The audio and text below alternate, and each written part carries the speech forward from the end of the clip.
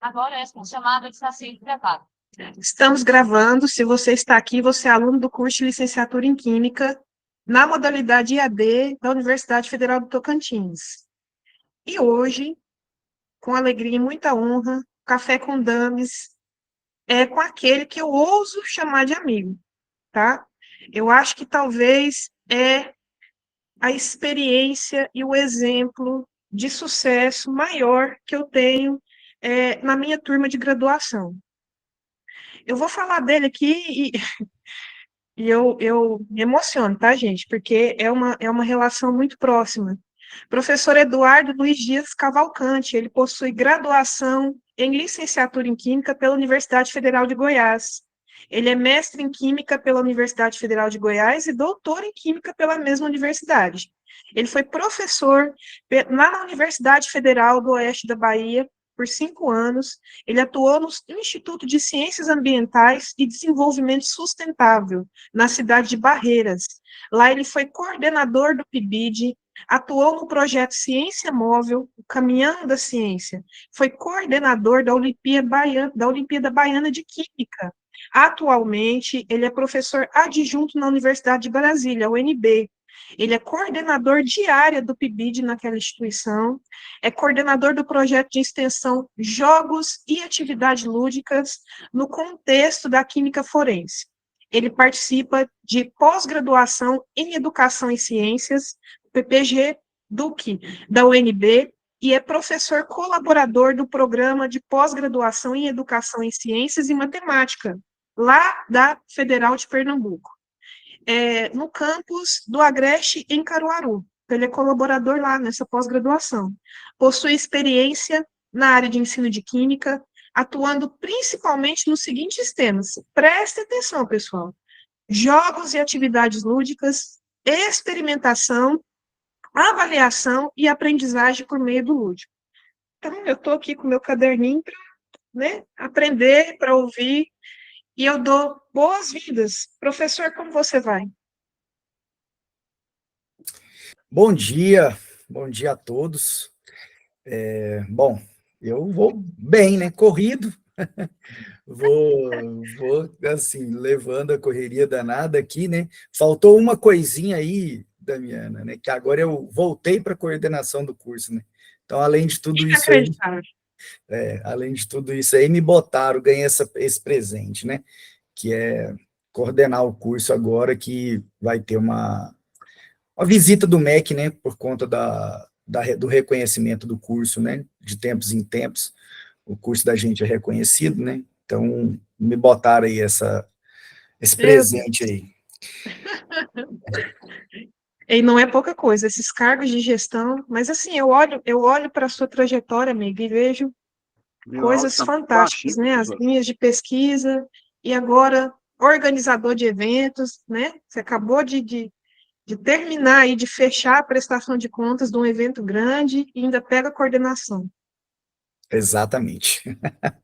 Rapaz, não é fácil, não. Bom, a gente está Curso aqui da para tomar um café, a gente está aqui para aprender um pouco com a sua experiência, né? Eu vou começar norteando aqui nossa conversa. Eu falo para as pessoas, né, para os meus alunos, que a oportunidade é única, né? Te agradeço muito de novo, né? Vou ficar repetindo aqui ao longo que eu agradeço muito a oportunidade de partilhar com você. Então, eu vou começar fazendo uma viagem aqui, né, no tempo, lembrando dos tempos de UFG, mas eu sempre tive esse questionamento: como é que um corintiano roxo, né, apaixonado, vai parar no curso de Química? E não só isso, na licenciatura, né? Eu me lembro de quando eu te conheci, eu pensei, gente, esse cara não tem cara de professor, não. Como é que você chegou a essa conclusão? Não, eu quero ser um professor de Química. Muito bem, Dames. Bom, primeiro, pessoal, assim, gostaria de agradecer o convite, né, da Damiana, é sempre um prazer estar conversando com ela. Como ela falou, né, a gente é contemporâneo, né, então a gente entrou junto na universidade, né, eram tempos muito legais, né, Dames, assim, era um período muito sofrido, né, para quem fazia graduação naquela época, o curso de Química ele é um curso muito difícil, e vocês que estão no curso sabem disso, independente da modalidade, independente da universidade, da instituição, ele é um curso muito difícil. Mas na nossa época, eu falo isso sempre para os nossos alunos, assim, na nossa época era tudo muito difícil, porque a gente, era um curso integral, para vocês terem uma ideia, a gente passava o dia inteiro na universidade, Damiana contava umas histórias engraçadíssimas, depois vocês cobram dela aí para ela contar também, as histórias da família dela, lá da cidade dela, lá de Goiatuba, lá no interior de Goiás, muito engraçadas, e a gente tinha esse vínculo, né, com os colegas, porque a gente passava o dia inteiro na universidade, um sofrimento, né, por exemplo, agora o pessoal, né, das universidades estão deflagrando greve, por exemplo, né, aí o RU não era terceirizado, aí os técnicos entravam de greve, a gente não tinha onde almoçar, a biblioteca ficava fechada, a gente não tinha internet, que nem vocês têm hoje, como a gente está aqui, né, numa reunião, num café, né, virtual, isso não existia, a gente mal tinha computador para digitar as coisas no Word, né, era um sofrimento danado, e então, assim, era muito, muito difícil as coisas, uns perrengues, assim, que hoje a gente, ainda bem, não passa por isso, né. E aí, nessa coisa toda, é exatamente isso, né, como é que eu vou parar na química, né? Eu sempre gostei de ciências, assim, desde moleque, assim, sempre foi muito curioso. Na escola, eu acho que todo mundo que entra para química acaba falando um pouco disso, né? Na escola, eu era uma pessoa que me dava bem nas exatas, né, em química, física, matemática, e eu queria fazer um curso de ciência básica, mas uma ciência que também fosse experimental, que não fosse só teoria e tal. E aí eu pensei, né, assim, erroneamente, né, porque a física a gente sabe que também tem uma parte experimental muito grande, né, mas eu pensei assim, não, eu vou fazer química, porque física é coisa de doido, né, ficar só na teoria, só na teoria, só na teoria, não vou fazer esse trem, não. E aí, fui para, como eu falei, erroneamente, né, porque depois que a gente entrou lá na química, começou a fazer física, a gente viu o tanto que a física também pode ser experimental, né. Mas é aquela coisa de estudante do ensino médio, a gente não conhece bem as coisas, né. E aí fui fazer química, entro no curso de química, né, assim como a Damiana, muito ali disposto a aprender muita coisa, a me jogar de cabeça no curso, e o curso da gente, ele era um curso que a gente, da área de ensino, a gente chama de currículo 3+1, não sei se vocês já escutaram essa expressão. O currículo 3+1 é um curso que existia muito, né, da década 00 para trás, esses eram os currículos nas universidades, né, brasileiras, os currículos 3+1. O que era o currículo 3+1? A gente fazia 3 anos de formação básica, e o último ano a gente fazia uma formação específica. Então, na verdade, a gente não entrava para a licenciatura, para o bacharelado, para a tecnológica, a gente entrava para a química, né, e ia fazendo as disciplinas de química, e no último ano a gente escolhia. Então, eu estou contando toda essa história para responder a pergunta, né, da Damiana, que me perguntou como é que eu fui parar, né, como é que eu cheguei a história de ser professor de química, né. Então, a gente entrava para a química, independente do que a gente gostaria ou sabia o que queria ser, porque muitas vezes a gente nem sabia, né? A gente achava que sabia, mas não sabia. E nessa brincadeira, como eu falei para vocês, o curso era integral, e uma das possibilidades de ganhar um dinheirinho, de trabalhar, era dando aula particular ou dando aula nos exames, nos colégios que tinham supletivo à noite. Era uma possibilidade também que a gente tinha, né, e tal. E aí, assim, todo mundo do curso acabava pegando umas aulas, acabava sendo professor em algum momento da vida, né, da vida acadêmica. Mas eu estava bem decidido, assim, a ir para outra área, assim, eu queria ser professor universitário, eu queria fazer pesquisa no laboratório e tal, mas eu estava bem, assim, com essa coisa do bacharelado, gostava muito de orgânica e analítica, então eu queria fazer mestrado nessa área, né? E aí, nessa brincadeira, eu consegui um estágio no Ministério da Agricultura, nos laboratórios do MAPA, e para trabalhar com analítica, fazia análise de NPK nos laboratórios lá do Ministério da Agricultura, e esse estágio era de manhã. Como eu falei para vocês, o curso era integral, mas nesse último ano, por isso que era 3+1, né? No último ano que as disciplinas eram específicas, as disciplinas do bacharelado eram todas de manhã e as da licenciatura eram todas à tarde. Como a gente entrava para química, aí eu falei, cara, eu vou escolher, e no último ano a gente decidia que habilitação que você queria fazer, eu não queria perder o estágio, falei, cara, eu vou fazer, então, eu já estava, né, já tinha escolhido bacharelado, né, porque eu já estava no último ano, e aí eu fui lá na coordenação e pedi para mudar, se eu poderia mudar, e aí mudei para licenciatura, para poder fazer o estágio de manhã e cursar as disciplinas à tarde, e me formar, e depois eu faria o bacharelado, que geralmente a galera fazia duplo curso, né, naquela época e tal.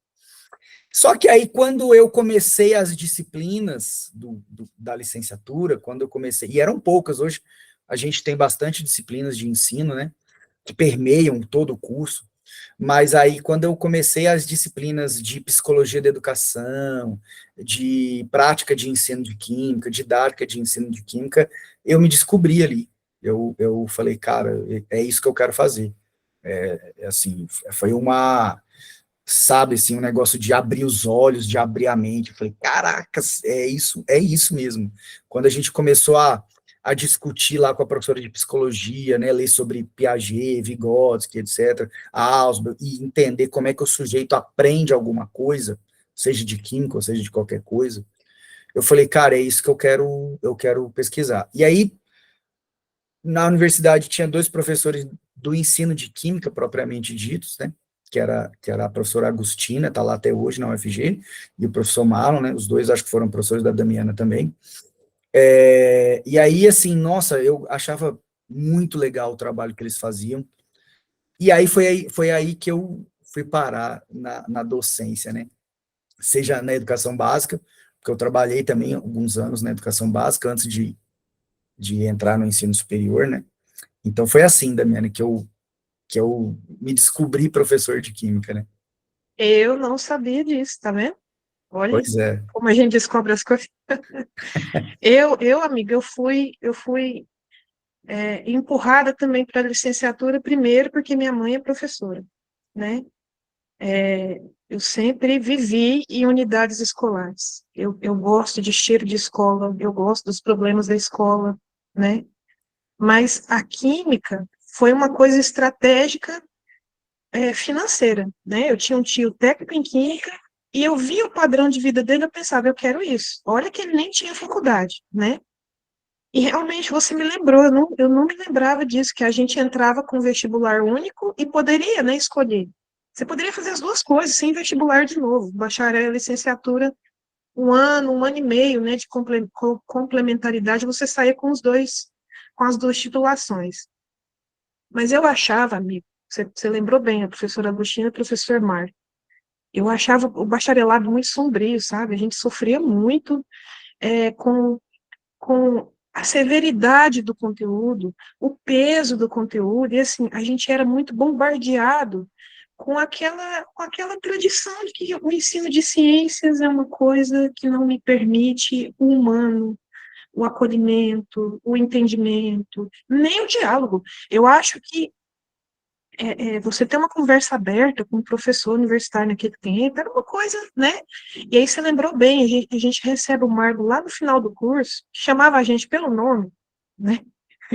Eu ficava pensando, como é que ele sabe meu nome? Ele tinha lá 2 turmas, né? Porque ele era recém-chegado, e ele sabia o nosso nome, e ele trazia o conhecimento para perto. Professora Agostina, que é assim, né? Eu não consigo nem pensar num adjetivo para ela, que é uma pessoa referência, e ela também com esse olhar muito cuidadoso conosco, né, e muito competente. E aí, lá no final, que lembra bem que enfrentamos greve, né? Teve aquela greve de mais de 100 dias, então todos esses conhecimentos da licenciatura ficaram prejudicados, nós não tivemos nem um semestre completo, né, para ter esse acesso, ainda tinha estágio, e você ainda fazia seu trabalho fora, né? E aí, nesse contexto, como é que você foi norteado para o mestrado e doutorado? Muito bem, então, só voltando, coisa, eu tenho um adjetivo para Agostina, assim, que você falou que não tem adjetivo, eu tenho um para ela, que é intelectual. Ela é uma intelectual, no sentido literal da palavra, né, assim, para quem nunca ouviu falar, não conhece ela, assim, às vezes vale a pena dar uma pesquisada, assim, nos trabalhos, nas coisas que ela faz, dar uma lida, assim, só para vocês terem uma ideia, fazer um parênteses aqui bem rápido, ela é uma argentina que fez química e mestrado em química orgânica na Rússia, e aí, como todo lugar do mundo tem um brasileiro, ela conheceu um brasileiro na Rússia, em Moscou, namorou esse brasileiro, casou, e o brasileiro era de Goiás. Aí o brasileiro fazia medicina na Rússia, tinha que terminou o curso, tinha que voltar para o Brasil, que tinha um visto de estudante, e aí voltou casado com ela, e ela começou a dar aula na Escola Técnica de Goiânia, que hoje é Instituto Federal, né? Na Escola Técnica de Goiânia, e depois fez doutorado em educação e foi trabalhar na UFG. Então, olha a história de vida dessa pessoa, né? Ela trabalhou no laboratório de química orgânica que foi do Markonikov, assim, era um negócio, história de vida, ela era a própria história da química, assim, pessoa, né? Assim, então, é uma pessoa fantástica, e que vale a pena também conhecer. Mas respondendo a pergunta, né?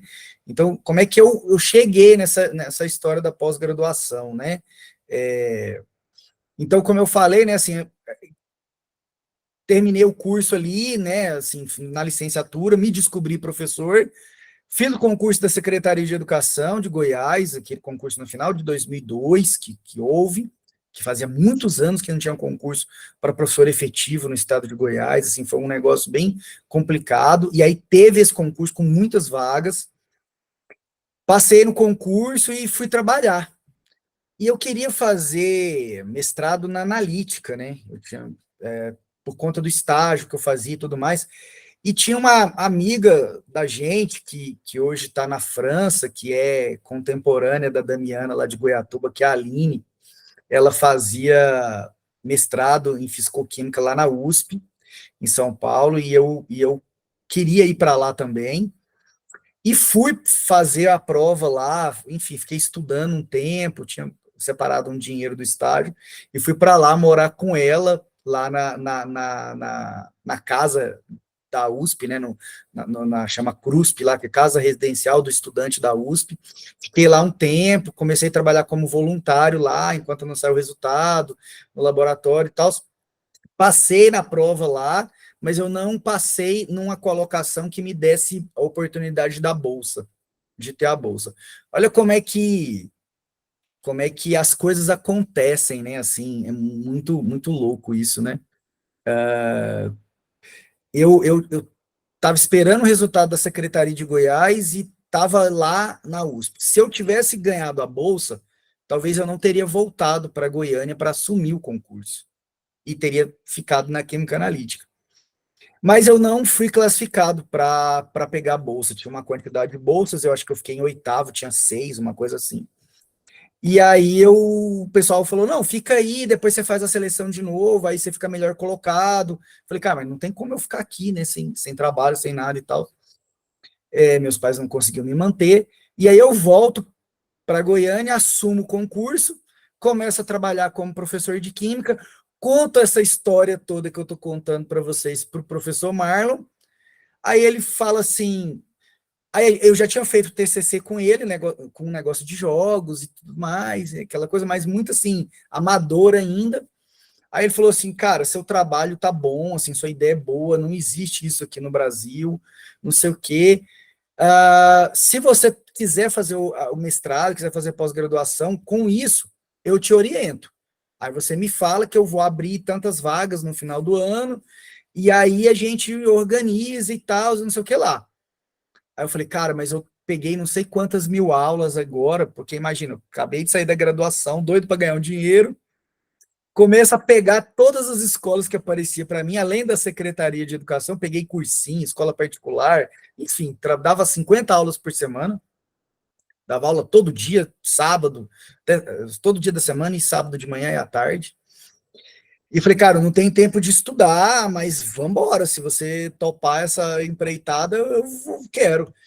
E aí ele foi muito generoso, assim, ele já tinha umas pessoas que já tinham combinado com ele de fazer a prova, e se passassem, ele ia orientar, e ele abriu mais uma vaga, pensando em mim, e eu não podia decepcionar, né, então fiz a prova, passei, né, passei numa colocação até não muito boa, porque não tinha tempo de estudar, mas naquela época era um mestrado também em Química, não era em ensino de ciências, então fiz a prova lá, passei, e aí comecei a fazer o mestrado com ele, com jogos, né, trabalhando com role and play game, que era uma coisa que eu fiz no TCC, né, de elaborar uma aventura de RPG para trabalhar conceitos de química, e aí eu começo a fazer o mestrado nisso, e aí eu entro de vez nessa área da pesquisa em ensino de química, e aí eu decido que isso é o que eu quero fazer para minha vida. E aí, bom, aí daí para o doutorado é um pulo, né? Tipo, aí isso acaba virando consequência. E também, né, na época, em 2007, de 2006 a 2009, não foi, não foi nesse período, mas mais ou menos assim, também o governo federal ele lança um programa que é o Reúne, que é um programa de expansão universitária, né? E aí aparecem muitos cursos, muitos campos de expansão, né? Quando a Damiana estava lendo lá o meu currículo falando que eu trabalhei em Barreiras, foi fruto desse Reúne, desse campus de expansão da Universidade Federal da Bahia, e uma das condições do Reúne, de abrir novas universidades e novos campos, era ter cursos de licenciatura, cursos que formassem professor. E aí, então, tinha muitas vagas e pouco material humano, né, para ocupar essas vagas. Então, os concursos que eram realizados a nível de doutorado começaram a ser realizados a nível de mestrado. E aí, logo no meu primeiro ano de doutorado, surge essa vaga, e aí foi aí que eu também fiz o concurso lá em Barreiras, passei lá na Federal da Bahia, fui morar lá na Bahia, fui ser professor universitário e fazer o doutorado junto, né? Enfim, a Damiana fez isso, ela sabe que é um perrengue danado. E aí foi realmente aí eu caí de vez na linha de pesquisa mesmo, né? De ensino de química, e aí, enfim, e aí deu no que deu, né? Não é fácil, né? É interessante que tem que ter a oportunidade, tem que ter a vontade, né? Eu não sei onde estaríamos todos sem o Reúne. Eu acho que não vai haver outro programa igual, porque a oportunidade de formar pessoas no interior, né? A oportunidade de dar emprego a quem tinha formação naquela época, né? Mesmo que mínimas. Você via vagas para a Universidade Federal sem exigência do doutorado, né? Você entrou como mestre. Eu fiz para técnica concurso logo depois de formado, não tinha reúne ainda não. Por quê? Porque a demanda de químicos é muito grande, né? Mesmo sem a licenciatura. E a demanda do licenciado é um gargalo que não cessa. Não cessa, e assim, eu tenho dificuldade de entender por quê. Eu sei que algumas pessoas fazem a licenciatura e não têm intenção de dar aula, né? Mas por que que é tão difícil formar um químico? Por que que é tão difícil as pessoas se interessarem por essa área da ciência e se dedicarem e chegarem até onde as pessoas precisam, né? Dar aula no interior, numa escola de ensino médio, ou na educação básica, né? No ensino de ciências, que é muito importante, né? Primeiro despertar da curiosidade, né? Ali no início da adolescência. Mas, enfim, E aí, amiga, eu preciso entender como que essa sua experiência docente norteou, né, a sua pesquisa. Claro que você é acolhido pelo Marlon, ele já trabalhava com isso, mas você poderia, inclusive, né, mudar a linha ali no doutorado e tudo. Como você dava muita aula, quando você foi da SEDUC, o que que você percebeu? Você já tinha feito seu TCC na área de jogos, né, de lúdico e tudo. A sua experiência lá, nas escolas de ensino médio, como que a sua pesquisa, como que você acha que a sua pesquisa contribui para o trabalho docente? Muito boa pergunta, né? Porque eu acho que é isso que os nossos alunos, principalmente aqui, né, que é o que eu estou vivenciando, né, eles se perguntam muito isso, né? Tipo, nas disciplinas de prática de ensino, de metodologia, né? Tipo, pô, eu vou usar isso mesmo na sala de aula, onde que eu vou usar isso, onde que cabe e tal. E assim, embora eu goste bastante do conteúdo, eu não sou eu sou um professor que é bem conteudista. Quando eu estava na educação básica, eu era um professor bem conteudista, eu não gostava da aula tradicional, do modelo clássico de dar aula, que é aquela história do quadro, giz, você falando, né? Então, modelo transmissão, recepção. Nunca gostei disso. E aí, como eu também já estava na área dos jogos, que é uma coisa que eu gosto bastante, isso é uma coisa inerente à minha pessoa, assim, eu gosto de jogos, e aí acabei fazendo disso uma linha de pesquisa, né? Então, mas assim, antes mesmo dos jogos, então eu não ficava satisfeito com esse modelo transmissão-recepção. Então, minhas aulas eram muito dinâmicas, eu levava experimento para a sala de aula, eu levava as coisas, eu fazia, quando a escola não tinha laboratório, eu levava as coisas, comprava as coisas, levava para a sala de aula. Na escola que eu estava, ela tinha um carrinho de laboratório que foi comprado na década de 90, que estava sucateado, eu reformei isso, comprei vidraria, aí o pessoal falava que eu vendia picolé, porque eu entrava na sala com os carrinhos, parecia um carrinho de picolé, entrava na sala, fazia uns experimentos, jogava, botava fogo nas coisas, fazia um monte de coisa, e então eu sempre gostei dessa coisa, né, de não ficar só falando, de trazer o contexto do aluno, de trazer exemplos, de trabalhar com o cotidiano, de fazer coisas diferentes. Então, isso foi me moldando enquanto professor, né? E aí, quando eu comecei a trabalhar com jogos, eu fui também percebendo uma potencialidade desse material em discutir coisas que numa aula normal, numa aula tradicional, numa aula clássica, você não consegue discutir. O jogo te dá ele te permite uma abertura com os alunos, com quem participa, que uma aula normal, que você falando e perguntando, talvez você não alcance algumas coisas que o jogo alcance, que o jogo alcança, na verdade. Então, eu comecei a levar isso para a escola, né, alguns jogos e tal, mas eu percebi também que a gente, no ensino superior, né, como você mesmo já colocou aqui, né, você falou isso, o bacharel foi muito sofrido, o pessoal não permitia essa questão da humanidade, parecia que todo mundo ali tinha que ser novos cientistas, novos Dalton, novos Bohr, novos Rutherford, sei lá o que, não tinha essa questão humana. E eu comecei a discutir isso com o Marlon, falou, cara, eu queria trabalhar com jogos para o ensino superior, porque eu acho que está faltando isso aqui também.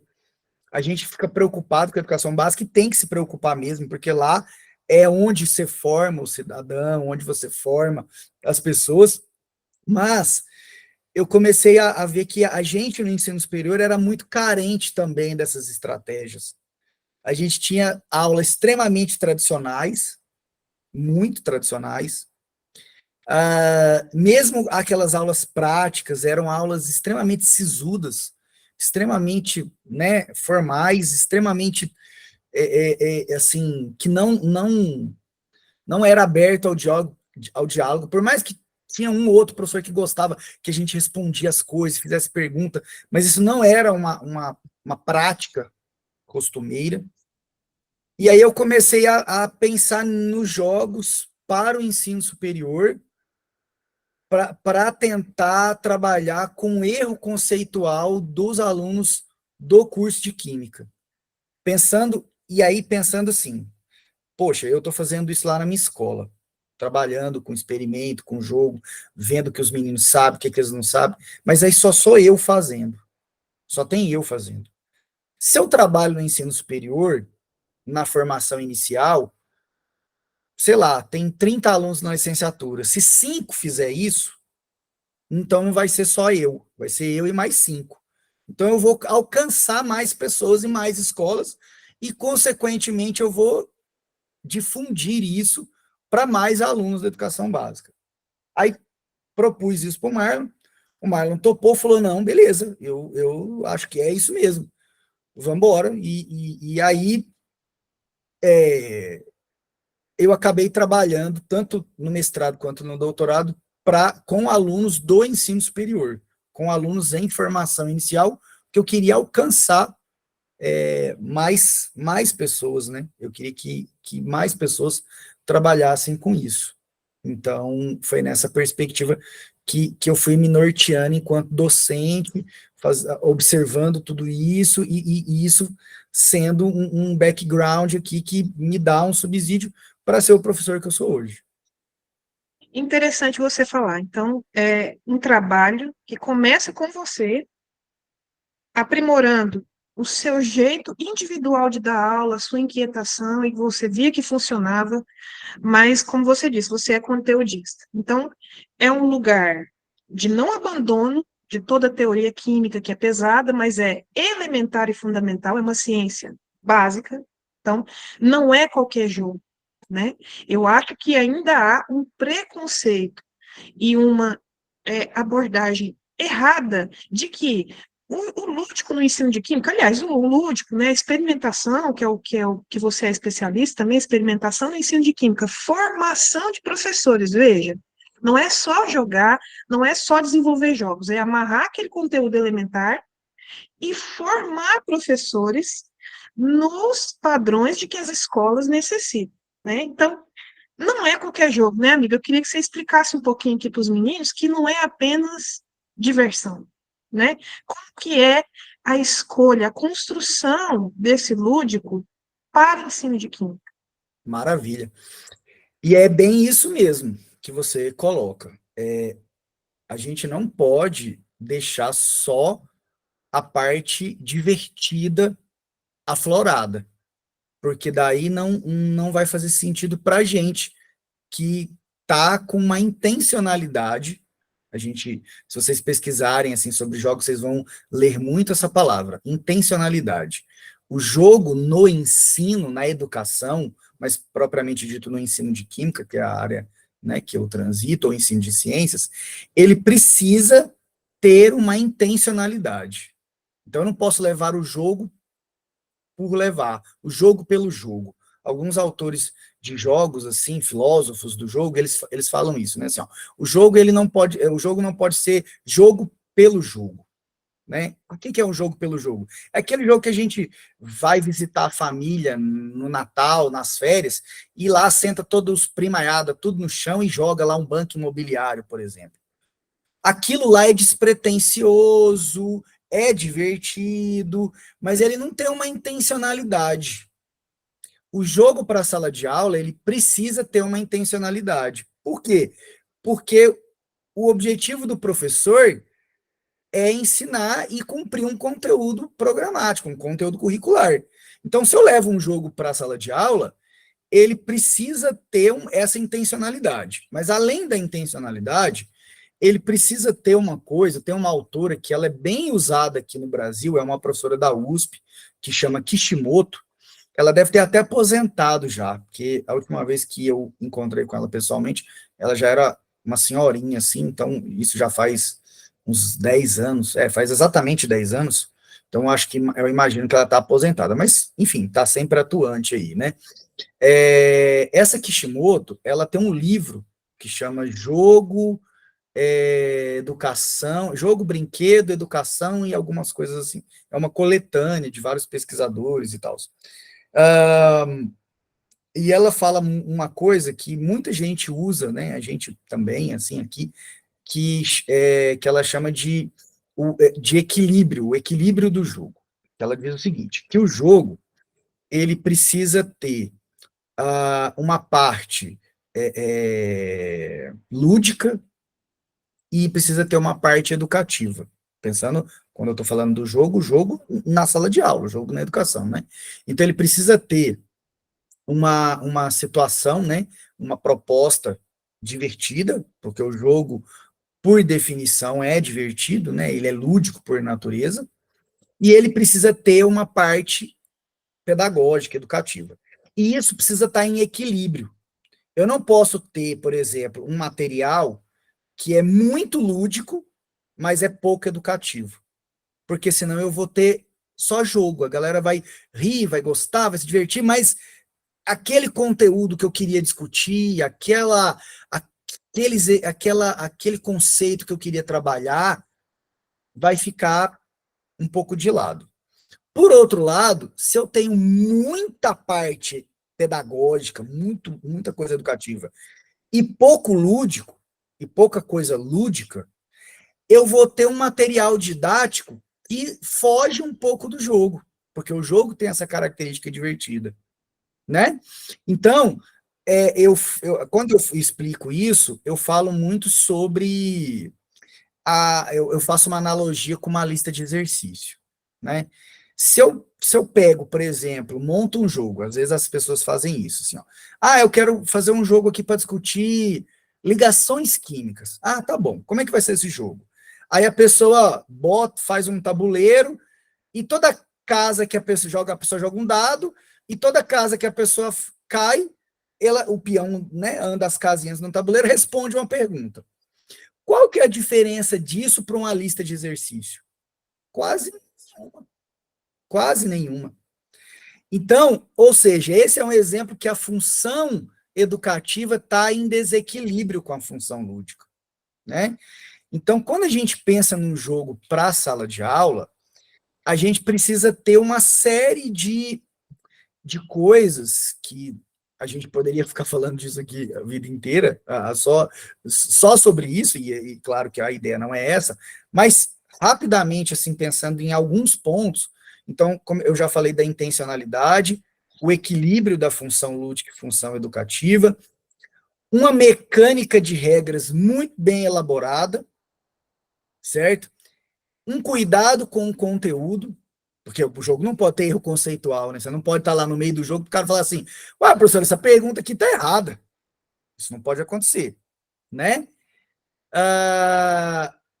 E além dessas 4 características principais, além disso, a gente precisa de testagem, que é uma coisa que acontece muito, até pelo tempo, a correria da gente, os professores elaboram jogos, não testam isso antes, e leva ele para a sala de aula sem as aplicações iniciais, sem o piloto.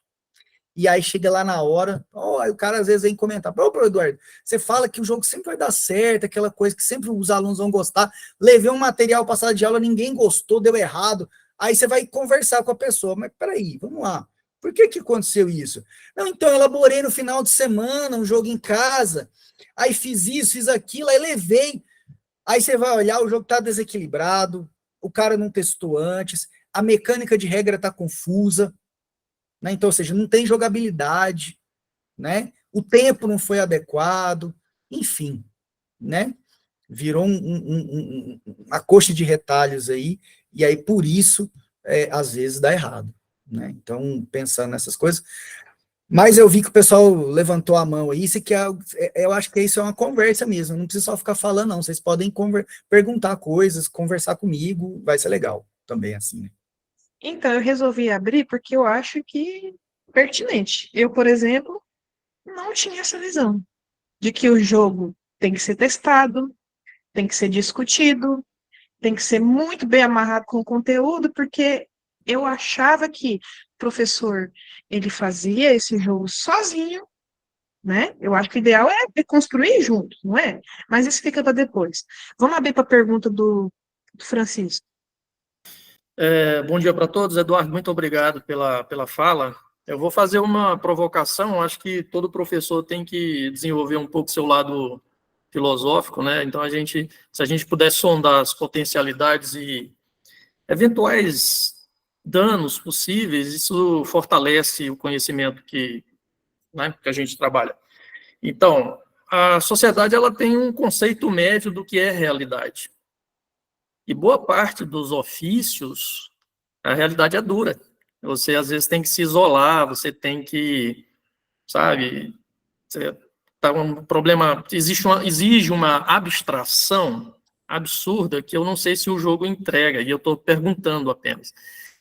Bom, a pergunta é a seguinte: há trabalhos mensurando o quão distante o jogo pode deixar alguém que já tem a tendência ao ilírico, né, de se afastar da realidade, porque a gente está entrando no mundo do virtual e a gente tem aí, vou usar o termo aqui, tem alguns demônios que são as ideologias que habitam o cérebro das pessoas e as pessoas perdem completamente o pé no chão. Então, há trabalhos tentando tornar saudável essa prática. Muito obrigado, um bom dia. Maravilha. Cláudio, né? Cláudio, cara, excelente colocação, assim. Eu acho que você tocou num ponto, assim, bem interessante. Vou tentar ir por partes, que eu acho que você fez uma pergunta e depois uma colocação, né? Então, vamos primeiro para aquilo que você falou assim, não, isso é uma pergunta, né? Que é essa questão da abstração, né? Do jogo entregar isso ou não. Tem alguns trabalhos, assim, e alguns estudos, algumas pesquisas de alguns professores aqui no Brasil e fora, Brasil, Portugal, Espanha, enfim, Europa, algumas coisas, que falam muito da personificação da pessoa quando ela joga. O que é essa personificação? É exatamente a pessoa estar imersa no jogo de uma tal maneira que isso até às vezes foge um pouco da realidade. O cara meio que se desprende. E aí outros autores falam exatamente sobre isso também. Assim, alguns autores, principalmente franceses, assim, do jogo, Chateau, Bruguère, etc., fala que o jogo, às vezes, ele é uma fuga da realidade. Então, você elabora ali uma história, um enredo, né, por trás daquele jogo, e o enredo, se ele tiver muito bom, se ele tiver direitinho, se ele tiver amarrado, a pessoa sai da realidade, ela vai ficar ali 2 horas jogando, por exemplo, e ela não vai lembrar nem que ela tem trabalho, horário para cumprir, se ela está com fome, se vai olhar se ela tem mensagem no WhatsApp. Isso é lógico, né? Tudo na vida, como você bem colocou, tudo na vida tem seus prós e os contras, né? A vida é difícil, a vida é trabalho. Alguém falou que está cortando aqui, se precisar eu repito, tá, gente? Mas para mim não cortou nada, não sei se foi a internet aí de alguém. Se o Eu Cláudio... vou aproveitar só para lembrar do jogo Jogador Número 1, talvez o senhor já tenha assistido, né? Que as pessoas, né, vivem no Avatar. Bom, depois eu vou fazer um comentário sobre esse tipo de jogo já na educação que está começando, mas vamos voltar aqui, que eu acho que a analogia com o número 1 é legal. Mas aí já eu tento fazer esse negócio. Então, fechando aqui o raciocínio, então, assim, tudo na vida tem seus prós e os contras. Qual é o pró da gente ter esse momento imersivo, essa imersão muito boa? É porque aí você vai conseguir tirar do aluno todo aquele conhecimento, aquela discussão que ele não faria numa aula clássica, por timidez, às vezes, por achar que às vezes ele vai falar uma bobagem, os alunos vão caçoar, rir dele, porque acontece isso na sala de aula, né? Às vezes o cara não responde uma coisa porque ele fica com vergonha de responder. Às vezes ele fica com vergonha do próprio professor. Já viu quando às vezes a gente faz uma pergunta na sala de aula, o aluno fala assim, professor, eu acho que está errado, mas eu vou responder. Porque ele já pensa assim, pô, eu vou falar uma besteira e o cara vai me dar uma marretada. Só que naquele ambiente do jogo, tudo é permitido.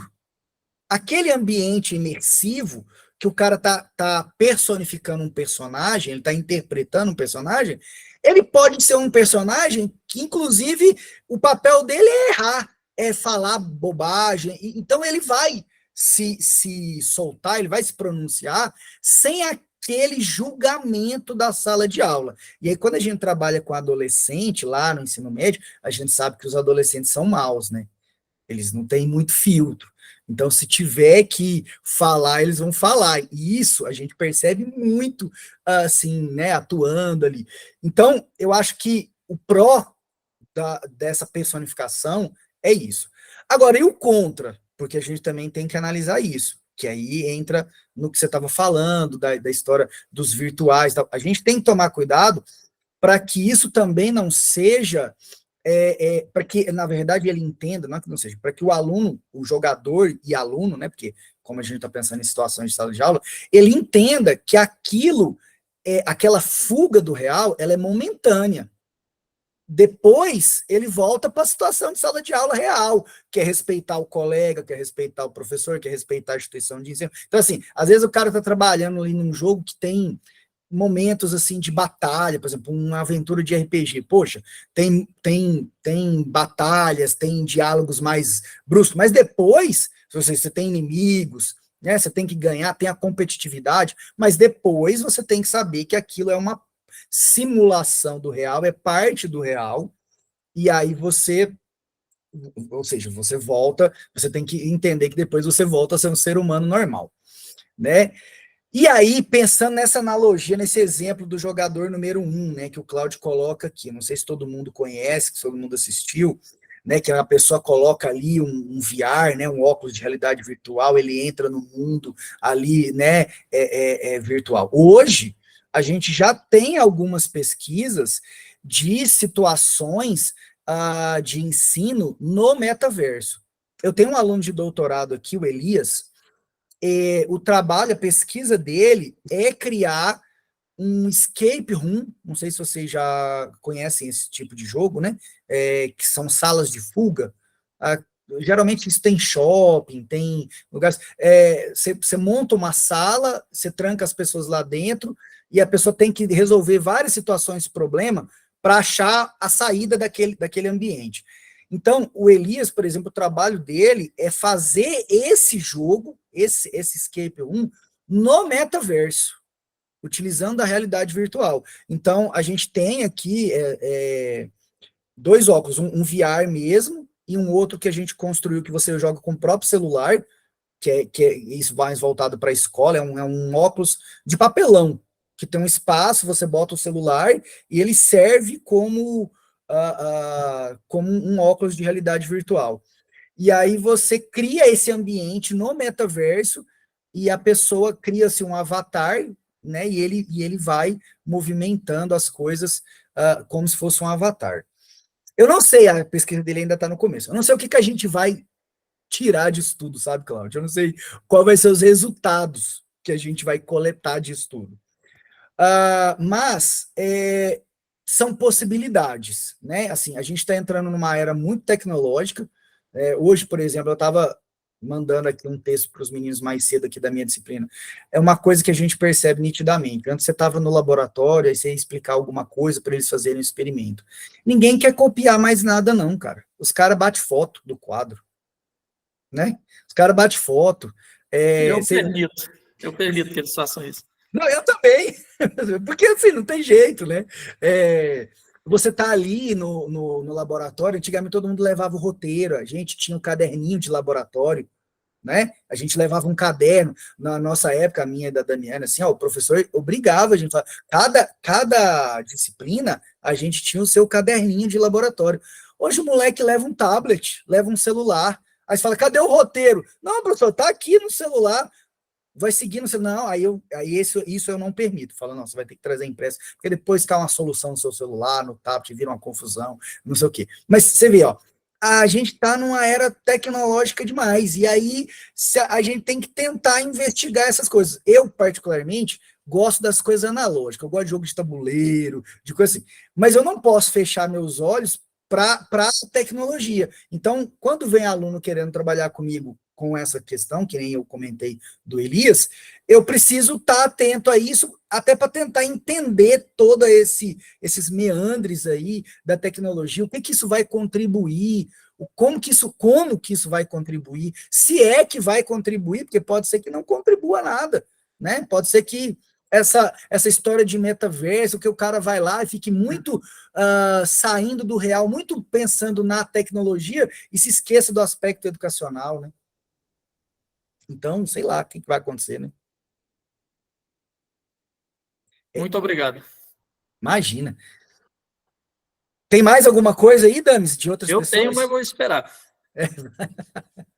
Não, mas não tem mão levantada. Eu tenho aqui uma observação interessante nas mensagens aqui, né, do Alexandre. Bom dia. Interessante essa fala sobre a fuga da realidade, pois sobre os games, ao que trata a teoria do fluxo, em que a pessoa mantém um desafio, o que se torna interessante em sala de aula, que o estudante imerso no jogo se sente desafiado, e que poderia gerar motivação na aplicação da aprendizagem mediante o jogo, o que legaria à satisfação intrínseca. Tem pessoas aqui gostando muito, o Cláudio já perguntou, né, se poderia fazer perguntas, não temos mão levantada. Eu queria aproveitar o gancho da sua fala, professor, porque eu sei que nós não fomos preparados para aprender com a tecnologia. Eu queria que você me respondesse bem rapidamente se já chegou algum estudante que você falou para ele, olha, eu não trabalho com isso. Se você quiser, é o que eu trabalho. Eu até entendo o seu interesse nessa área, mas eu ainda não estou pronto para te orientar. Isso já aconteceu? Assim, ó, já aconteceu. Se eu falar que não aconteceu, é mentira, mas não por conta de que eu não trabalho com certas coisas. Uma coisa que eu deixo muito claro, assim, para quem vai trabalhar comigo, seja no TCC, no mestrado ou no doutorado, ou em PIBIC, PIBEX, etc., e é uma coisa que eu levo para a vida, assim, uma máxima de vida. Pensando até mesmo na questão das teorias de jogos, né? O trabalho, ele precisa ser divertido para quem vai executar. Ele precisa ser lúdico. Porque senão eu não vou ter prazer em fazer isso, eu não vou ter, sabe, eu não vou ter motivação para fazer isso. Então, às vezes a pessoa vem querendo trabalhar, que nem eu estava comentando agora há pouco aí com o Cláudio. O cara quer trabalhar no metaverso. Eu não trabalho com isso, mas eu vou procurar entender, aprender alguma coisa, e aí a gente vai adequando para a proposta do PPG Educa aqui, do ensino de ciências, formação de professores, etc. Mas, então, assim, eu posso dar ideias, eu posso ajustar projetos, mas eu nunca vou chegar para quem trabalha comigo e falar, você vai trabalhar com isso, ou é isso, ou não é nada. Isso eu não faço, porque eu acho que tem que partir, o projeto, a ideia, tem que partir da pessoa, porque depois eu vou falar assim, você vai trabalhar com um role and play game, tá bom? O que eu trabalho é isso. Beleza.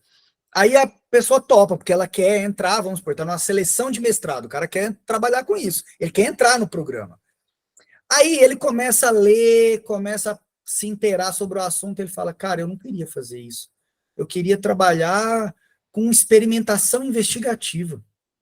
É isso que eu gosto de fazer. Só que eu vou obrigar ele a ler coisas que ele não gosta, para escrever uma dissertação, para escrever uma fundamentação teórica sobre uma literatura da qual ele não gosta. Percebe? Então, assim, a possibilidade desse trabalho fracassar, ela é alta. Agora, o que acontece de eu falar assim, não, com isso eu não trabalho, né? Eu nunca falei isso, assim, com isso eu não trabalho. O que eu falo assim, olha, isso aqui não dá para fazer. Por exemplo, uma aluna recente, que defendeu recentemente agora comigo, de doutorado, quando ela foi fazer mestrado comigo, ela é bióloga, né? Eu tenho muitos alunos que vêm da biologia, né? Ultimamente. Na verdade, hoje em dia eu estou com mais alunos não químicos do que químicos, né? E aí essa estudante, ela queria trabalhar com educação, jogos e educação ambiental. Ela é da área de biologia, trabalha com educação ambiental e tal. E ela queria fazer um game, ela queria fazer um jogo digital. Ela queria fazer um jogo no computador, que depois fosse transformado em aplicativo para celular e tal. E a ideia dela era muito bacana, o projeto estava muito redondinho. A primeira pergunta que eu fiz para ela foi: você sabe programar? Qual é o programa que você vai usar? Você sabe programar? Não, não sei não, mas eu tenho um amigo que sabe. Não, isso não vai dar certo.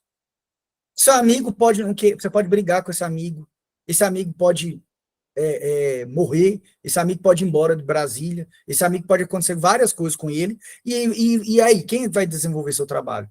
Ah, mas eu vou arrumar uma pessoa, vou pagar, você pode não ter dinheiro, pode acontecer um imprevisto, pode acontecer uma coisa familiar que você precise, enfim, então assim, você quer trabalhar com jogo? Quero, beleza, eu vou te orientar. Agora, o digital, eu também vou te orientar, mas você sabe programar? Não, eu não sei. Não, então você não pode trabalhar com isso. Então, esse tipo de coisa acontece. Agora, eu falar assim, não, com isso eu não trabalho, eu nunca falei. Voltando, por exemplo, do metaverso. O Elias, ele é programador, ele sabe programar e trabalha no metaverso, ele dá aula numa universidade particular aqui de Brasília, que é o IESB, e ele trabalha com essa disciplina de jogos digitais. Então, ele já é do contexto dele fazer isso. Então, beleza, vamos trabalhar com isso. Se ele não fizesse isso, eu aconselharia ele a mudar de projeto, porque nem ele nem eu sei fazer, porque eu sou químico, eu não sou programador, né? Então, essa coisa, isso tem que ficar bem claro. Mas eu sempre gosto de trabalhar com as ideias dos alunos, para que isso faça sentido para ele, e não para que ele reproduza uma coisa que eu acho que faz sentido. Legal. Francisco, tem outra pergunta? Eu só quero falar uma coisa que eu acho importante na sua fala. Nós estamos aí com 53 futuros professores de Química. Que nós sejamos, pessoal, também, né? Se for do interesse de vocês, essas pessoas que vão contribuir para o trabalho do Eduardo. Veja que ele está orientando biólogo, né? Programadores. Então, que nós percebamos que não só o lúdico, mas a experimentação do ensino de Química, né? São áreas importantes, né? As pessoas não sabem que existem pesquisas específicas para as pessoas darem aula melhor, né? Quer dizer, se o perfil do estudante muda, se o interesse do estudante muda, o professor ele tem que estar apto e interessado em ser esse profissional mais maleável, disposto a se capacitar e de aceitar que às vezes o estudante sabe mais, né? Veja um estudante que programa no metaverso, como é que pode? Então, essa oportunidade de aprender com o aluno, né? Se isso não for metodologia ativa, eu não sei o que pode ser. Então, fica a dica para vocês. Francisco, você pode... Obrigado. Professor, eu tenho já um tempo de vida, a gente era de um tempo em que você tinha pouca informação disponível. Hoje você tem uma enxurrada de informação. O problema hoje é outro. É o excesso e você ter tempo para filtrar e tudo. Esses dias eu estava assistindo o pessoal da Sociedade Brasileira de Física, sempre levam um especialista, estava falando sobre gamificação, e ele contou de um projeto que ele tinha feito. Ele, na verdade, era biólogo, né? Mas estava dando uma canja para a gente, aí ele falando que tinha criado lá, feito uma associação com os pokémons para que os alunos aprendessem sobre os dinossauros. Eu não estou criticando o trabalho dele, só quero esticar o máximo que eu puder a compreensão sobre os limites disso. Claro. Então, se a gente vive num excesso de informação, você povoar a mente com figuras que não existiram no Jurássico, até que ponto isso realmente é bem-vindo, né, dada a febre de excesso que a gente tem hoje, para tratar e tudo. Obrigado, bom dia. Essa é a última pergunta, eu fico muito grato. Imagina, se tiver outras tantas aí, a gente conversa, não tem problema não. Mas isso é uma coisa muito legal. Você estava falando da Sociedade Brasileira de Física, então eu estou imaginando que você é físico, né? É isso, né? Beleza. Não sei como é porque realmente, assim, se você formou há um tempo atrás como nós, A gente não tinha algumas disciplinas que hoje a gente tem nos cursos de graduação, né? Mas tem uma coisa que se discute, nem é tão recente assim, mas não é da nossa época, mas já tem algum tempo. Assim. Na área da química, isso é muito claro, eu não sei como é que é na física, mas tem uma área de pesquisa na química que chama modelos e analogias, que é exatamente para estudar o quão prejudicial ou benéfico são os modelos e as analogias. E aí tem um grande professor que trabalha com isso, que é o Roberto Ribeiro da Silva, que fundou a área de ensino de química, né, que inclusive é aqui da UNB, que é o Bob, um dos fundadores assim, da área de ensino de química, ele diz o seguinte, não existe uma analogia boa. Não existe uma analogia boa. Toda analogia tem problemas.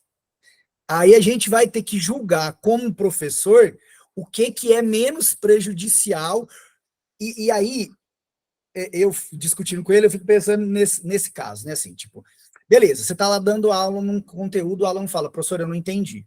Aí você tem que explicar com outras palavras.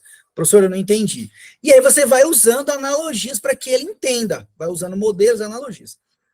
O quão isso prejudica no entendimento do fenômeno, porque às vezes você quer que ele entenda um fenômeno, sei lá, uma sublimação de alguma coisa, uma fusão, ele precisa entender um negócio, mas você, com a palavra científica, você não consegue fazer com que ele entenda.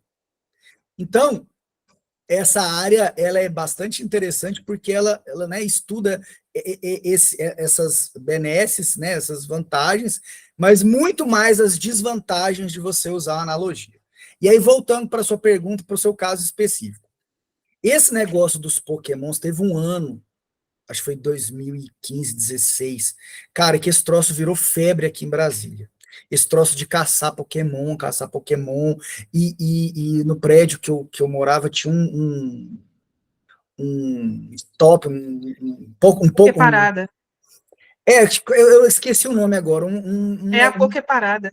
Um negócio de Pokémon que era virtual. Olha o tanto que isso é louco, né? Porque a gente tá falando assim, lá na esquina do meu bar tinha uma parada de Pokémon. Mas na verdade não tinha, era um troço virtual, que você com o celular olhava e aquilo marcava ali, porque ele pegava as longitudes, latitudes, né? E marcava aonde que estava os lugares para você caçar o Pokémon. E tinha um negócio desse na esquina do meu prédio, cara. Ia de gente, de menino de 5 anos de idade, até gente mais velha, tinha gente que levava cooler, cadeira de praia, armava na esquina para ficar esperando quando os Pokémon aparecessem caçar. Olha que loucura isso. Olha que fuga da realidade isso. O cara sai do prédio vizinho, de outro lugar, e ficava uma galera na esquina do prédio, assim, que não era morador do prédio. Um monte de gente. Aí, então, quer dizer, de tudo que a gente estava falando anteriormente, né? Aí vem para essa história da analogia. Então, assim, a pessoa quer trabalhar, de novo, né? Eu vou te parafrasear. Eu também não estou criticando o trabalho do cara, né, o trabalho da pessoa e tudo mais, tem seu mérito. Às vezes ele deixou isso muito bem claro lá na hora, explicou, olha, gente, isso não é bem isso, enfim. Mas veja, você quer trabalhar com dinossauros, falar do período Cretáceo, etc., Jurássico, mostrar os animais e tal. O Pokémon, por mais que ele se assemelhe a isso, ele é uma coisa de fantasia. Ele é fantasia. Não existe isso. Então, trabalhar com isso, se for, por exemplo, se fosse aqui, com adultos, talvez a gente conseguiria fazer uma analogia razoável. Como o Bob fala, não existe uma analogia boa, né? Então, assim, uma razoável. Mas você trabalhar isso com crianças, por exemplo, o risco da galera achar que o dinossauro é um Pokémon é altíssimo. E aí entra a história que eu falei lá dos 4 coisas da elaboração do jogo. Mecânica de jogo. Isso é uma mecânica de jogo horrível. Porque vai criar um obstáculo epistemológico na cabeça desse estudante muito grande. Porque ele não vai... Que é uma coisa que acontece, por exemplo, com nós da sociedade em geral. Você vê um obstáculo epistemológico causado pelos filmes, séries? Muita gente acha que o Homem das Cavernas é do mesmo período dos dinossauros. Muita gente acha isso. Muita. Por que que eles acham isso? Por conta... Isso, Johnny Quest, Flintstones, desenhos em geral, O Mundo Perdido, né? O Mundo Perdido, né? Aquela série que tinha... Os Herculoides, eu tô vendo que o Cláudio é antigo que nem eu. Mas é porque pouca gente sabe o que é Herculoides, isso é realmente.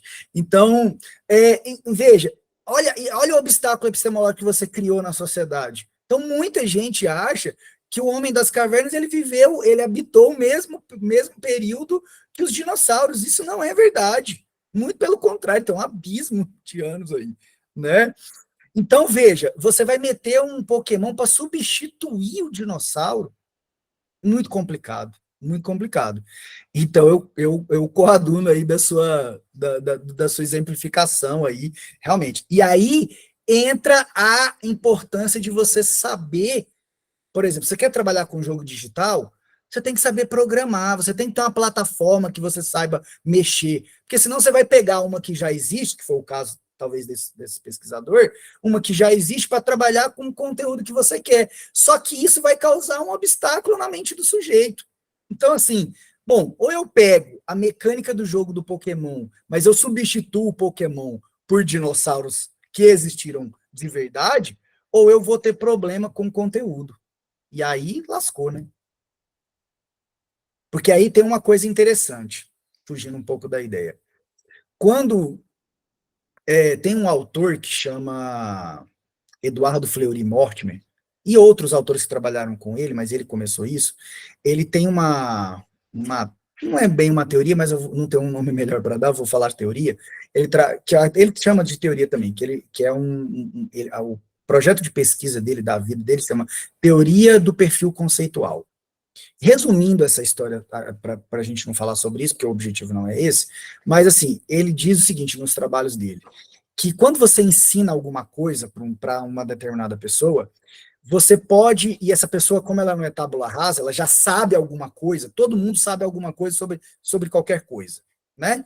Então, você está ensinando alguma coisa, isso na mente do sujeito, isso pode ter uma mudança conceitual, ou seja, aquilo que ele achava que ele sabia não é aquilo e ele aprende o novo, e aí ele muda o conceito, mas, na maioria dos casos, não há uma mudança conceitual, e sim um perfil conceitual. Ou seja, ele recebe essa nova informação, mas ela anda junto com a formação que ele tinha. E por que eu estou comentando isso? Porque pode ser que mesmo ele aprendendo as coisas sobre os dinossauros, vai andar na cabeça dele as duas ideias, ou seja, ele vai formar um perfil conceitual ali entre Pokémon e dinossauro, que talvez ele não saiba distinguir o que é um e o que é outro, se realmente existiu ou não, ou se aquilo, eu estou falando logicamente de crianças, adolescentes, porque se for para adulto, o cara talvez consiga fazer essa abstração. Então, eu acho que é uma coisa muito complicada você fazer isso. Então, por isso que, assim, a ideia sempre é, na medida do possível, a gente por isso que tem alguns autores do jogo que falam assim, que o jogo ele tem que ser parte do real. Ele não pode não ser parte do real. Então, eu não posso trabalhar com uma coisa... Aí, a gente poderia falar assim, mas não tem vários jogos aí voltados para o ensino que partem de um jogo de fantasia?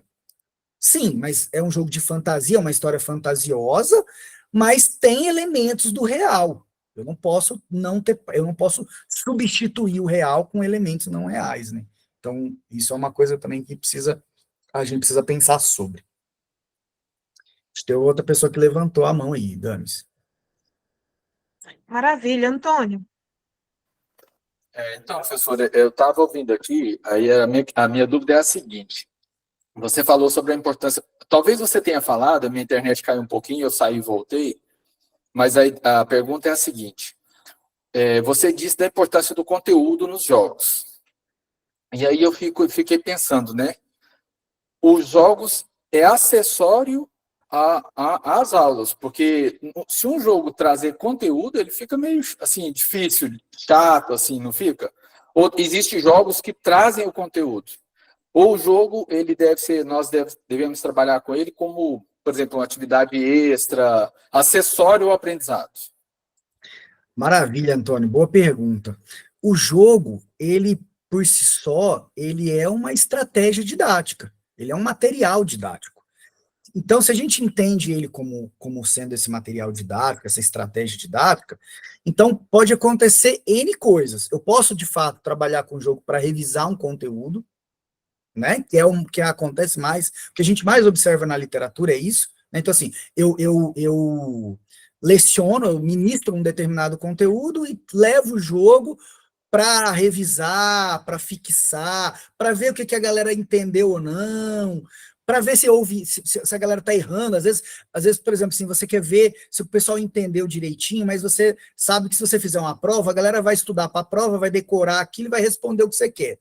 Aí você bola um jogo lá, onde a galera tem que falar, tem que participar mesmo. Aí você percebe o erro conceitual. Você fala, eita, o cara não entendeu o equilíbrio químico, não. Ó. Ele está achando que o negócio vai para um lado, mas na verdade vai para o outro, né? Então, não é bem assim que funciona. Então, você consegue detectar alguns erros conceituais com o jogo. Mas também, se for bem elaborado, o jogo pode apresentar conteúdos. O jogo pode apresentar conteúdos novos, mas lógico, o jogo nunca vai entrar no lugar do professor ou de uma aula.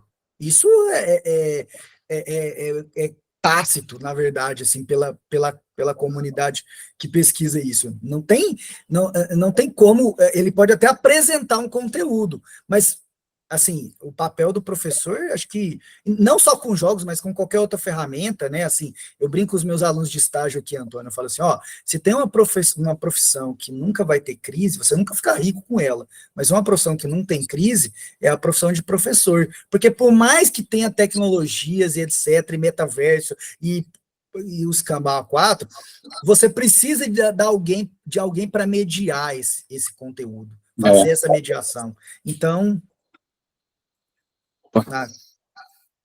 respondi, Antônio?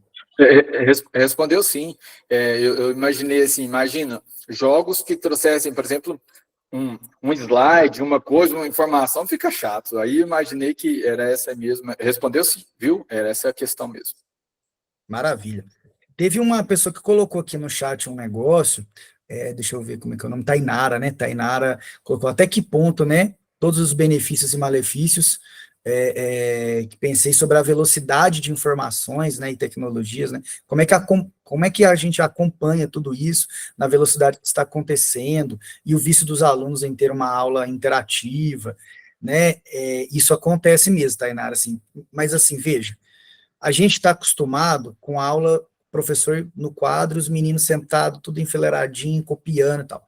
Quando você leva um troço diferente, seja um experimento, seja um jogo, seja uma tecnologia, uma outra, é claro que os alunos vão gostar, porque eles estão acostumados naquele modelo ali tradicional, quadro e giz, copiando.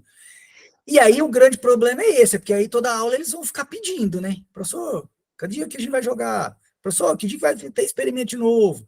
E tal. E aí a gente precisa entender que nem todo conteúdo vai dar para adaptar com jogos, e nem todo conteúdo vai dar para trabalhar, vai dar para fazer um experimento.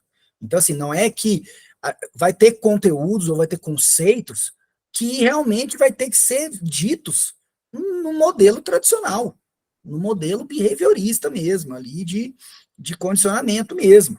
Vai ter outros que eu consigo fazer um experimento, consigo fazer, de repente, um jogo, consigo fazer uma outra coisa, um vídeo sobre, alguma coisa desse tipo. Mas nem todo conteúdo é possível, né, passível de ser adaptado para uma situação dessa. Então, ou seja, também não tem uma aula ou um método, um professor que trabalhe 100% do conteúdo dele por meio de jogos ou por meio de experimentos, porque tem conteúdos realmente que não dão, infelizmente. Ou felizmente, sei lá. Eu vou fazer uma parte aqui, porque a sua especialidade além dos jogos, a experimentação, né? E você já disse, experimentação tem roteiro. E o jogo? Ele tem que ter um roteiro, então? Então, para quem elabora, tem.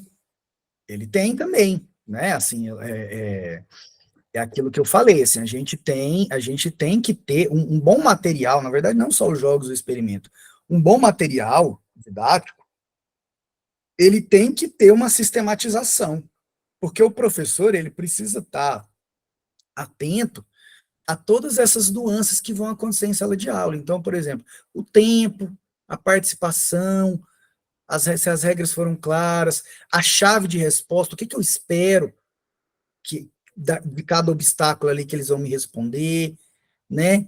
Alguma coisa que apareça ali que eu não estou prevendo.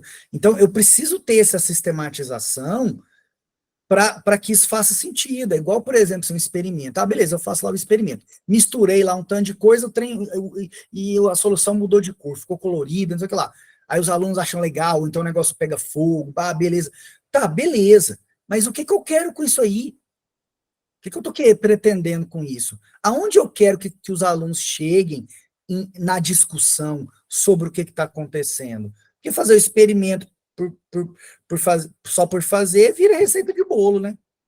Te pega lá, faz, beleza, e tal, tá, mas qual é a crítica em cima disso, né? Então, assim, beleza, misturei duas coisas, aí mudou de cor, mas mudou de cor por quê? Porque formou uma substância nova. Essa substância, que substância é essa? Então ela é cristalina, ela não é, ela vai estar precipitada com corpo de fundo, ela vai estar leitosa ali na solução, ela, enfim, que tipo de coisa é essa? Né? Então eu preciso entender isso, e os alunos precisam entender, beleza, isso é uma reação direta, ela não é indireta, ela precisou absorver calor, ela liberou calor, quer dizer, o que está acontecendo ali? Porque senão eu só misturo as coisas, o menino olha e fala, beleza, né? É igual, por exemplo, teste de chama. Você leva um teste de chama para sala de aula. Os meninos acham muito bom, né? Porque é aquele tanto de chama colorida. Qual é o intuito disso? Se não for para discutir transição eletrônica, não tem sentido nenhum falar disso, levar esse experimento, né? Então, claro, tem que estar sistematizado. Para quem está elaborando, para quem tem que cumprir um objetivo. Agora, para quem está jogando, o bom é que ele nem saiba disso, porque daí ele vai ficar livre para ficar respondendo, para ficar imerso no jogo. Né? Por exemplo, às vezes o pessoal quer fazer um jogo como uma ferramenta avaliativa. A ideia é não falar para os alunos que eles vão ser avaliados. Porque se você fala, ele vai ficar com medo de responder, com medo de se comprometer, na verdade, né? Por conta daquele julgamento, etc e tal. Agora, se você não fala nada, ele vai falar tudo que tiver na cabeça dele. E aí o professor tem elementos para falar, esse menino, ele não participou de uma aula minha, mas olha o tanto que ele sabe. Ele falou aqui certinho, ele participou, ele ajudou os colegas, ele sabe trabalhar em grupo, ele sabe, ele é colaborativo, ele é cooperativo, é isso, é aquilo, aquilo outro. Já outros que são muito eloquentes, às vezes fala assim, mas ele é tão eloquente, mas ele errou aqui, tá vendo? Ele tá falando um trem errado. Então, eu consigo, né, ter elementos para julgar, fazer um julgamento ali para melhorar a minha prática, para melhorar. Eu tô percebendo que a turma não tá, por exemplo, num obstáculo, tentando materializar isso para que fique claro, né, para todo mundo. Num dos obstáculos que eu fiz, numa situação problema, na verdade, que eu fiz numa aventura de RPG que eu trabalhei lá no mestrado, eu queria ver se os meninos entendiam aquela história de oxidação e redução. De quem tem potencial de redução maior vai sofrer redução, e eu queria entender, eu queria verificar se os meninos entendiam isso. E eu não estou falando de aluno do ensino médio não, viu, gente? Estou falando da galera do curso de Química. E aí, qual foi a conclusão que eu cheguei, que eu fiz com quase todos os alunos da licenciatura na época, lá em entre 2005 e 2006? Que a maioria não entende o conceito de potencial de redução, mesmo estando na graduação. Sabe como é que eu verifiquei isso? Eu coloquei uma coisa muito simples. Eu fiz uma situação, um problema, claro, como era um jogo de RPG, tinha toda uma narrativa, uma aventura, etc e tal, que eles tinham que abrir uns baús mágicos, e tinham símbolos que eles tinham que fazer e tal. E aí tinha um baú e eu colocava um zinco, né? E aí o que é comum? Por exemplo, numa pilha de Daniel, é comum o zinco tá 2+, e se reduzir e ir para zinco 0, né? Então, todo mundo sabe fazer isso. Beleza. Eu coloquei o contrário. Eu queria que o zinco se oxidasse, em vez de reduzir. Como que ele iria fazer para o zinco oxidar e aí abrir o baú? E eu dava uma tabela de potencial de redução. Claro que eu não falava que a tabela era para resolver esse obstáculo. Estava lá no meio do material dele, tinha uma tabela de potencial de redução. Então, claro, ele não é obrigado a decorar todos os potenciais padrões de redução, óbvio, né? Então, qual que era, o que eu estava querendo? Que ele pensasse criticamente, assim, ele olhasse a semicélula da pilha, falasse assim, o zinco aqui está oxidando e não reduzindo.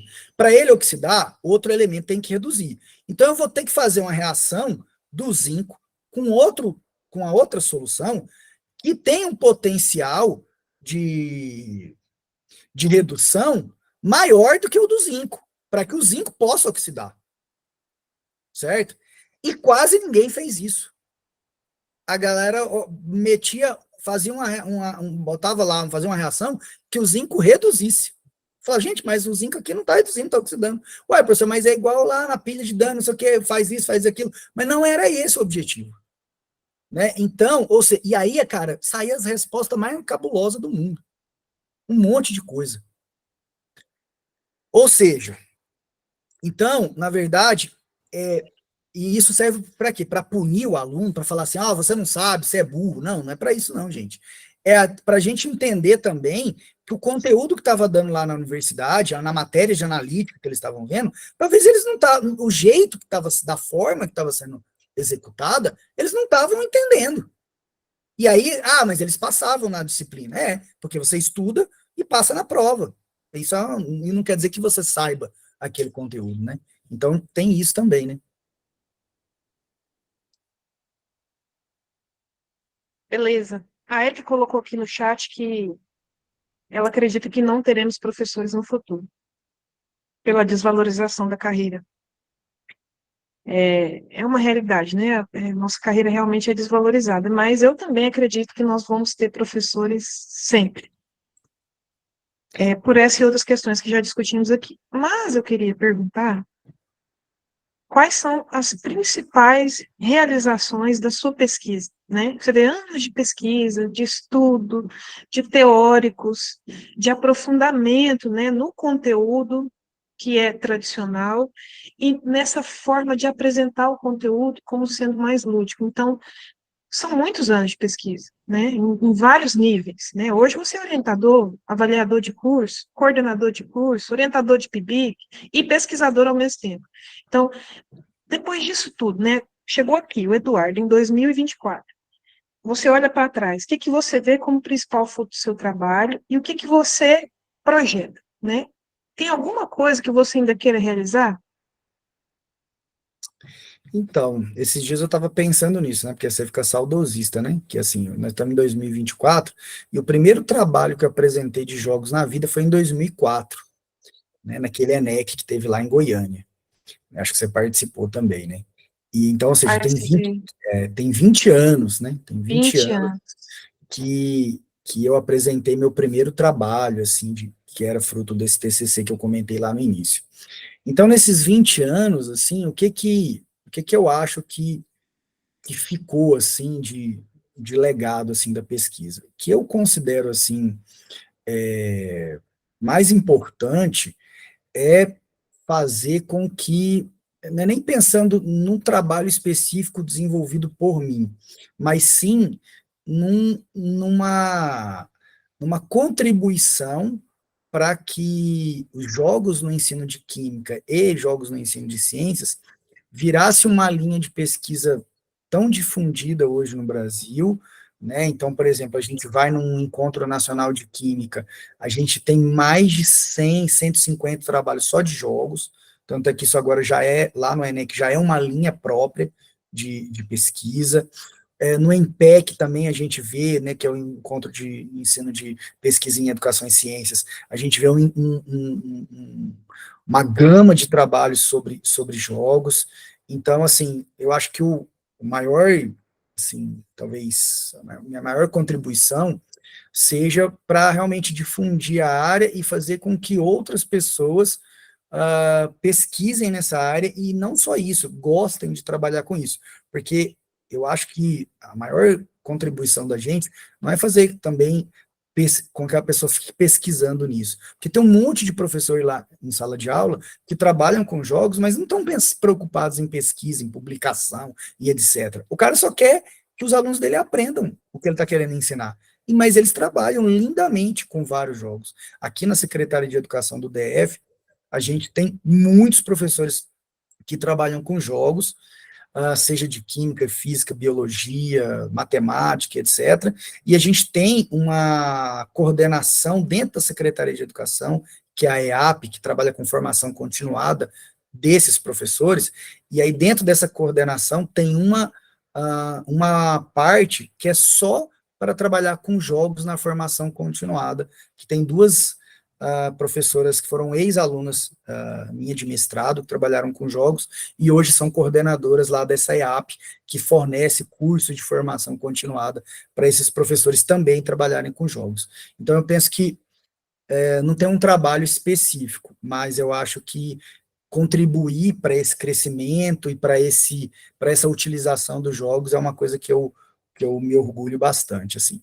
E aí, lógico, falando pontualmente de alguns trabalhos, é claro que a gente tem um certo orgulho, assim, de algumas coisas pontuais, porque, assim, eu fui a primeira pessoa que trabalhou com RPG no ensino de química, né? Já tinha trabalhos de role and play game com conteúdo de história, de língua portuguesa, mas de química não tinha na literatura em nenhum lugar do mundo, quando eu comecei com isso lá em 2003, né? Assim como em 2018, agora a gente fez aqui em Foz do Iguaçu, a primeira sala de escape room químico da América Latina, assim, então, que não existia em nenhum lugar. Então, tem algumas coisas que a gente fica vaidoso mesmo por ser pioneiro em algumas coisas, mas não que isso faça a diferença. Eu acho que o que faz a diferença mesmo é ter um monte de pessoas fazendo, trabalhando, acreditando nessa ideia, acreditando que os jogos podem contribuir, né, com alguma coisa da educação.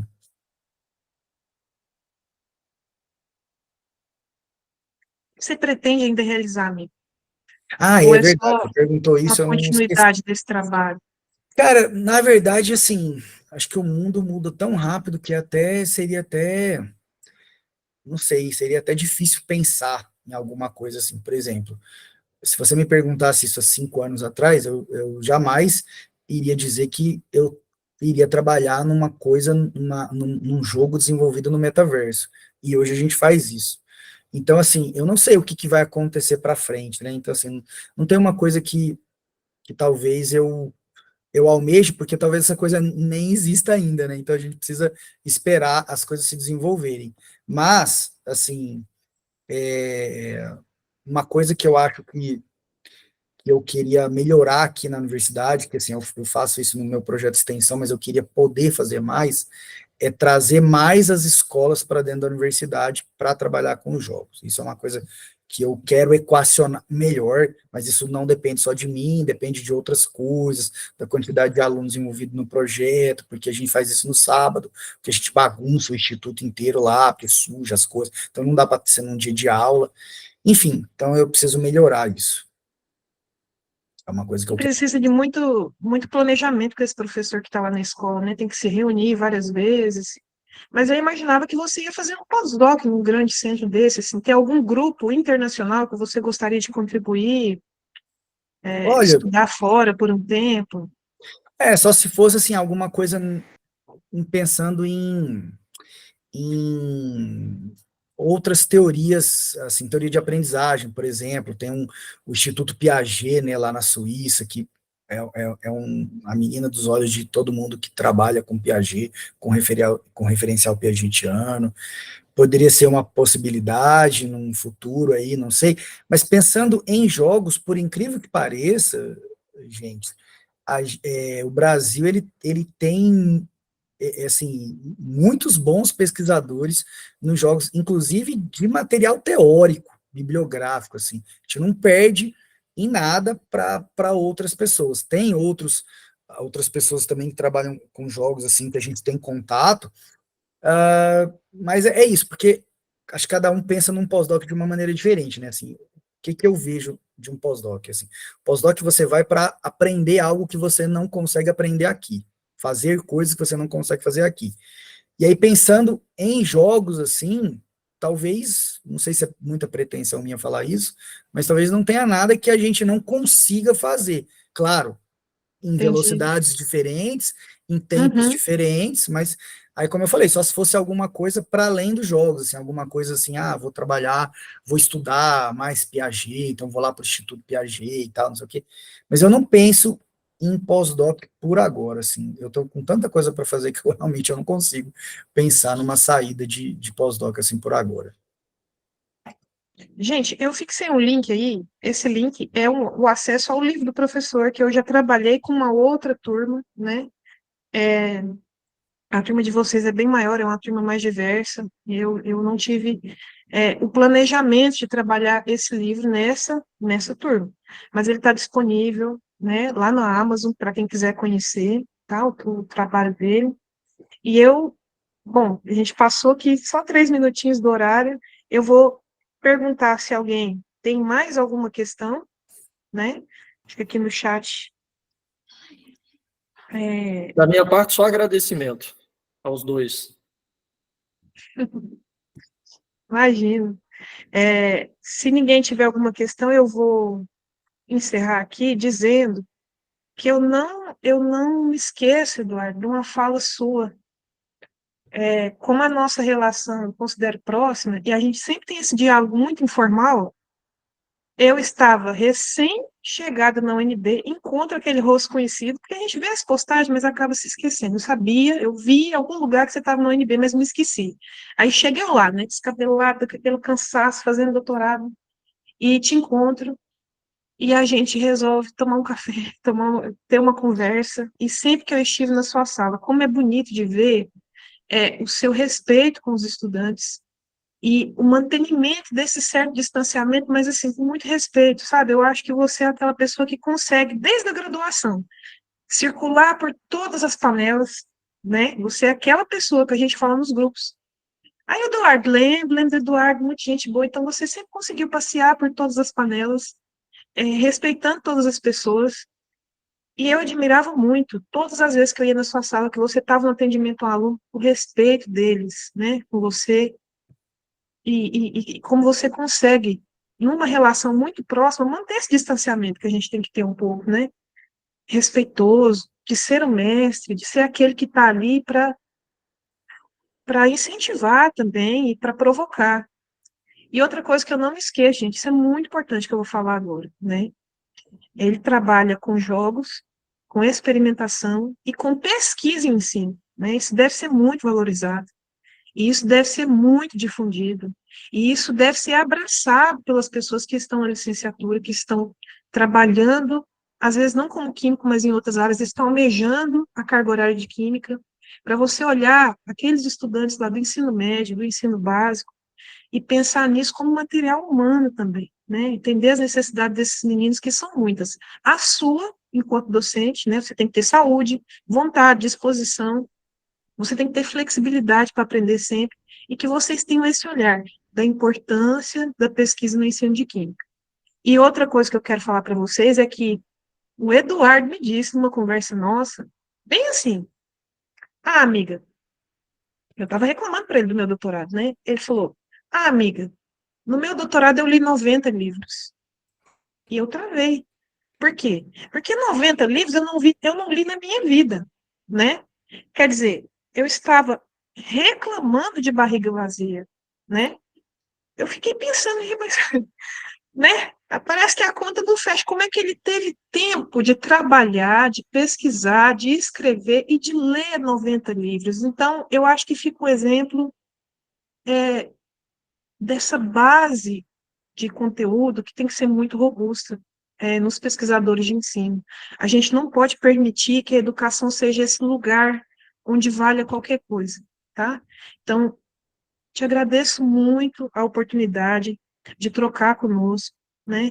De fazer desse papo muito leve uma conversa rica, inspiradora e muito, muito, muito legal. Viu, amigos? Você esteja à vontade, sempre que você precisar de mim, da gente, né? Acho que todos compartilham da mesmo sentimento. Nós hoje somos gratos a você, tá? É isso, Muito imagina. obrigada por tudo. Nada, eu que agradeço aí, sempre que vocês precisarem aí, quiser bater um papo, se couber aqui na minha agenda aqui, se tiver tempo, eu sempre gosto de contar a história, tenho várias histórias legais, então toda vez que vocês precisarem, eu estou à disposição. E eu coloco também à sua disposição, então, experiências em avaliação de curso, viu? Se precisar de mim, me dê Tá, um grito. Eu vou interromper aqui a gravação, tá?